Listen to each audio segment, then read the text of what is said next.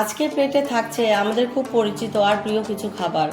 চাউলের আটার গরম গরম রুটি, সেমাই, মাংস, আচার আর সাথে এক গ্লাস ঠান্ডা কোক। সত্যি বলতে কি, এত বড় বড় খাবার না থাকলেও এই খাবারগুলো একসাথে দেখলে খেতে ইচ্ছে করে। বিশেষ করে গরম রুটির সাথে মাংস আর একটু আচার থাকলে তো কথাই নেই। মাঝে মাঝে আচারের টক ঝাল স্বাদ পুরো খাওয়ার মজাটাই যেন বাড়িয়ে দেয়। আর সেমাই পেট ভরে খাওয়ার পরও সেমাইয়ের জন্য আলাদা একটু জায়গা থাকেই। ছোটবেলা থেকে এই অভ্যাসটা অনেকেরই আছে, মিষ্টি কিছু না খেলে খাওয়ার পরে যেন খাওয়াটা অসম্পূর্ণ থেকে যায়।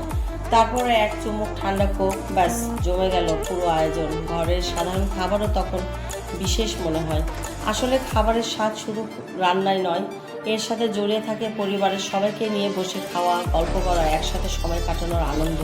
এই ছোট ছোট মুহূর্তগুলোই পরে সুন্দর স্মৃতি হয়ে থাকে। আজকের আয়োজন খুব বেশি কিছু না, একেবারে ঘরোয়া আর সাধারণ, কিন্তু এই সাধারণ খাবারগুলোই বারবার মনে করিয়ে দেয় নিজের ঘরের খাবারের মতো শান্তি আর কোথাও নেই।